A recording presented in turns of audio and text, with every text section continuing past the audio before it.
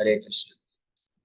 तो आप सभी भक्तों का हार्दिक स्वागत है आज के एकादशी स्पेशल श्री नामामृत श्री नाम महिमा पे। हम लोग इतना माला तो जप कर रहे हैं, लेकिन माला के साथ साथ माला जप करने का क्या प्रभाव होना चाहिए। तो हरे कृष्ण महामंत्र का जो सबसे महत्वपूर्ण मुख्य रिजल्ट है, परिणाम है, वो है कृष्ण कृष्ण पदे प्रेम धन। भगवान कृष्ण के प्रति पूर्ण प्रेम विकसित करना, पूर्ण आसक्ति विकसित करना। लेकिन एक ऐसा चीज हो सकता है कि कोई कितना भी माला जप करे, हाँ, लेकिन फिर भी कृष्ण के प्रति प्रेम नहीं उत्पन्न हो रहा है। इसका क्या कारण हो सकता है, उसके बारे में थोड़ा सा विचार करेंगे। थोड़ा वो बहुत ही हैवी चीज है, लेकिन आप लोग इतना माला जप किए हैं, हृदय शुद्ध हो गया है, तो आप उसको स्वीकार कर पाएंगे और आगे बढ़ पाएंगे।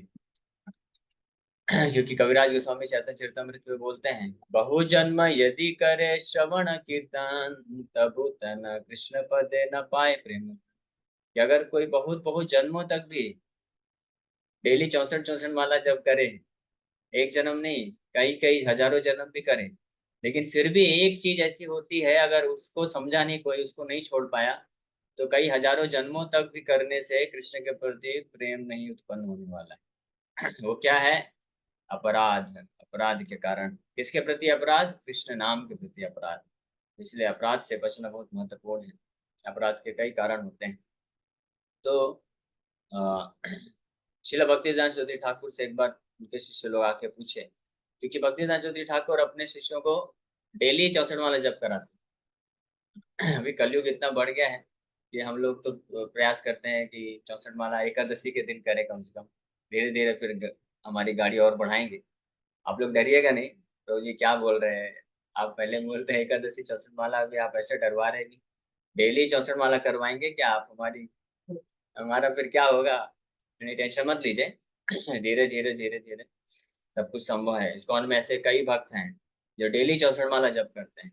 ये कोई कठिन कार्य नहीं है, किया जा सकता है, लेकिन इट रिक्वायर्स प्रैक्टिस। अभ्यास का जरूरत है।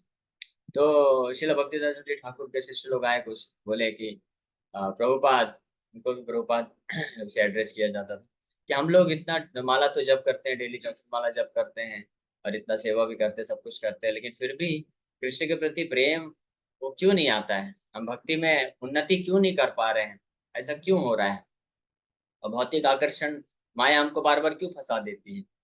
तो श्रील भक्ति ठाकुर एक उनको स्टोरी सुनाते हैं कि एक बार बंगाल में एक जगह से दूसरी जगह जाने के लिए, विशेष रूप से नवद्वीप के आसपास, तो नाव में गंगा नदी से जाते थे।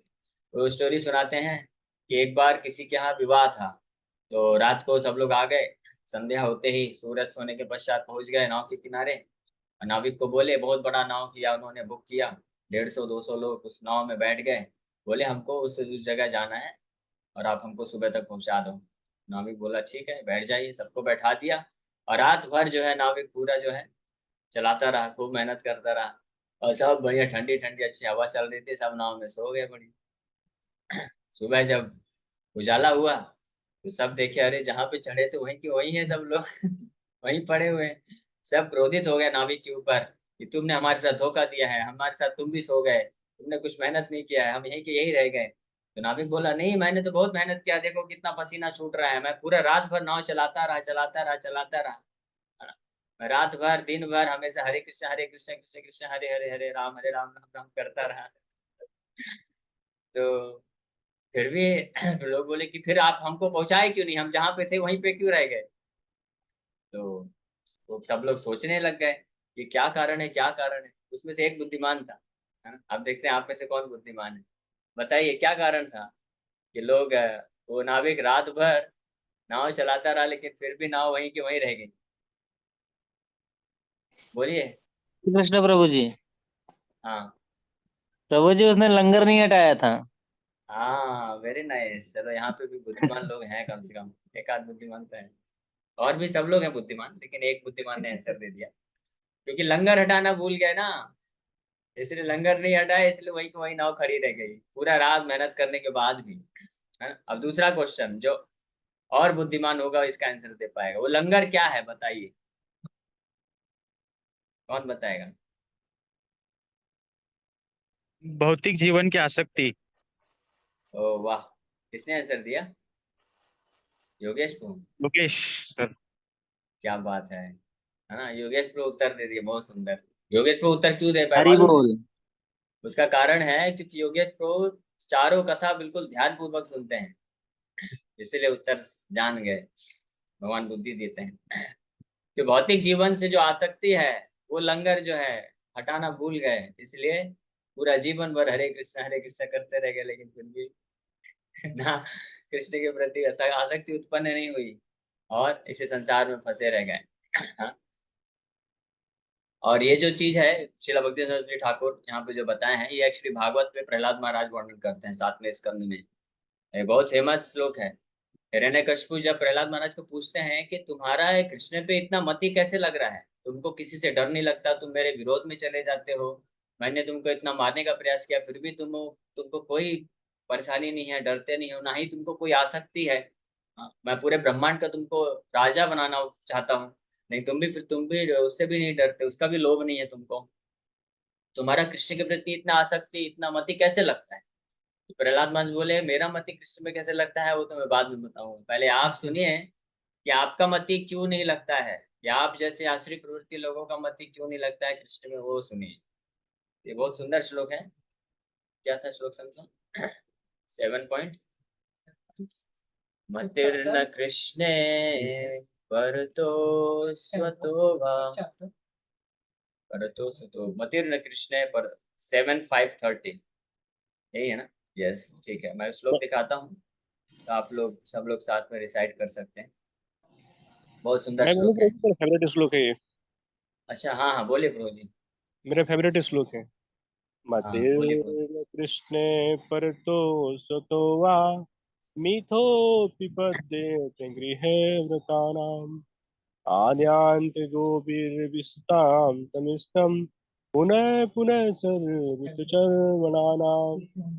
हाँ तो श्री प्रहलाद उवाचा, ये आप सब भक्तों से अनुरोध है कि आप लोग ये 7वें स्कंद का प्रहलाद महाराज वाला जो सेक्शन है ये पढ़िए, क्योंकि हमको यहाँ तक पहुँचते पहुँचते तो कई साल लग जाएंगे। तो आप इंतजार मत करिए, गाड़ी लेट हो जाएगी, फिर आप बोलेंगे प्रभु जी लेट कर दिए आप, इसलिए इसको पढ़ लीजिए। एक ये 7वां स्कंद और 5वां स्कंद ऋषभ देव की शिक्षाएं, जो भी भक्ति में तीव्रता से आगे बढ़ना चाहते हैं उनको जरूर ये पढ़ना चाहिए, ठीक है?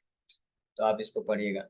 यहाँ पे प्रहलाद महाराज बोल रहे हैं, मतिर्न कृष्णे परतः स्वतो वा मिथो अभिपत्येत ग्रहावृतानाम् अदान्त गोभिर्विशतां तमिश्रम् पुनः पुनश्चर्वित चर्वणानाम्। तो इस श्लोक में प्रहलाद महाराज बताते हैं कि किसका मति कृष्ण में नहीं लग सकता है।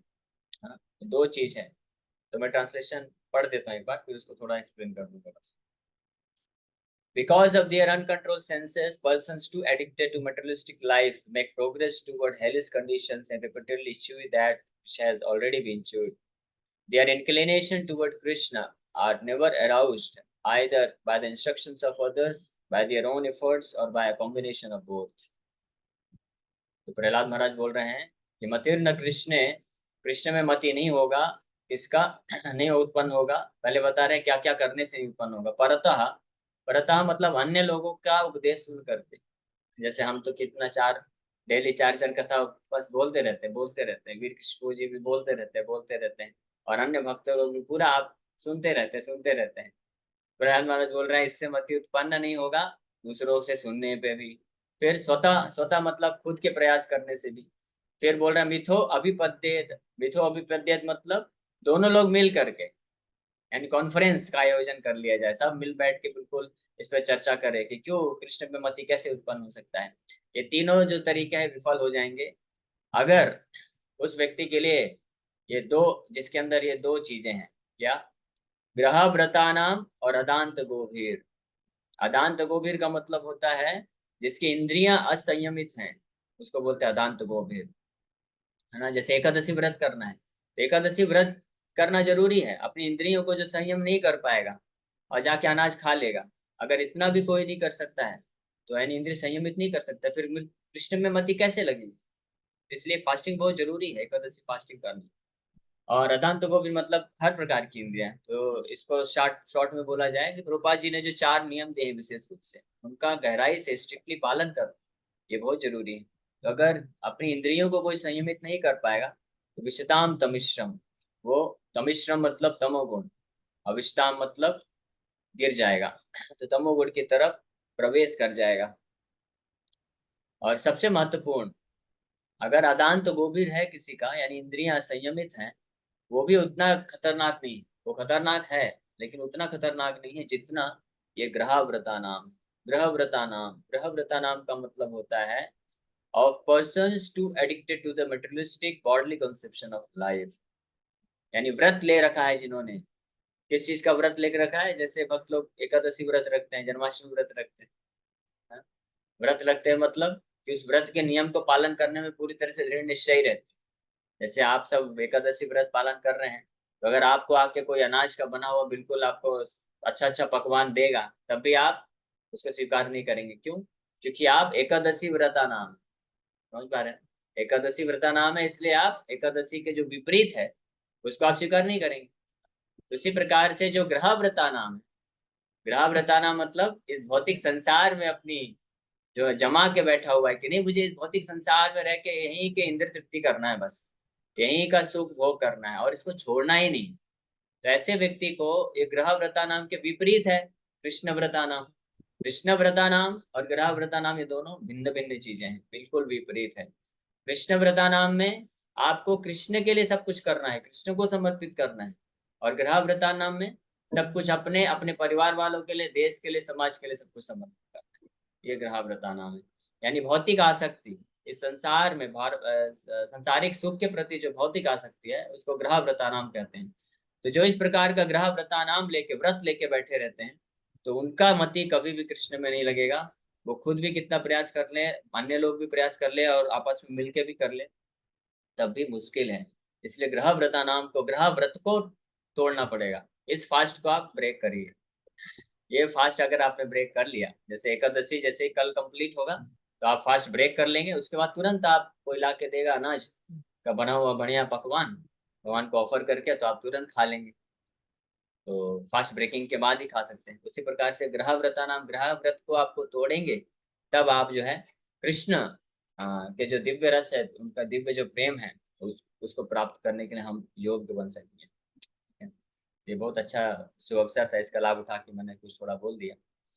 आज आज सब आप लोग अच्छा माला किए हैं, 64 माला 100 माला कर रहे हैं, तो कुछ तो यानी हृदय उतनी मात्रा में शुद्ध हुआ है, तो ये तत्वों को समझ सकते हैं। तो कहने का मतलब ये है, देखिए संसार को हमको नहीं छोड़ना है, आपके भौतिक कार्यकलापों को नहीं छोड़ना है, लेकिन आपको चेतना विकसित करना है कि मुझे कृष्ण के लिए समर्पित करना, सब कुछ कृष्ण के लिए करना है। ये भौतिक संसार का सुख भौतिक भोग के लिए नहीं करना है। जैसे छोटा सा उदाहरण बताता हूँ, ग्रहव्रता नाम का मतलब क्या होता है।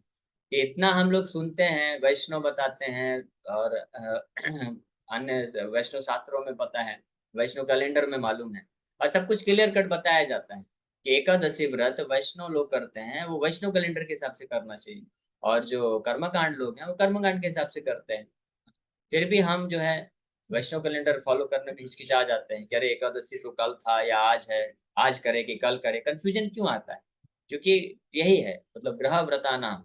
क्योंकि हमारे मन में रहता है कि कहीं मैं आज जो हमारे पंचांग में आज दिया है, अगर मैं इसको नहीं करूंगा तो मुझे वो पुण्य नहीं मिलेगा, वो लाभ नहीं मिलेगा, है ना। तो वो लाभ पुण्य, एकादशी व्रत करके कुछ हम भौतिक पुण्य भौतिक लाभ प्राप्त करने के लिए हम चेष्टा करते हैं या हमारा उद्देश्य बना के रखते हैं, तो उसको त्यागना चाहिए। हमारा उद्देश्य होना चाहिए कि मैं एकादशी व्रत या भगवान का कोई भी नाम भजन सेवा कुछ भी कर रहा हूँ, तो वो मुझे कुछ भौतिक लाभ नहीं प्राप्त करना है, कुछ अपनी इंद्रिय तृप्ति के लिए, इंद्रिय संतुष्टि के लिए, भोग विलास के लिए सामग्री नहीं एकत्रित करना है, हाँ? या अपना तथा अपने परिवार वालों से आसक्ति को मेंटेन करने के लिए कुछ फेवरेबल कंडीशन नहीं प्राप्त करना चाहता हूँ। मेरा एक ही उद्देश्य है, मारो भी राखो भी जो इच्छा तुम्हार, मैं आपका नित्य तुआ दास, आपका अधिकार है।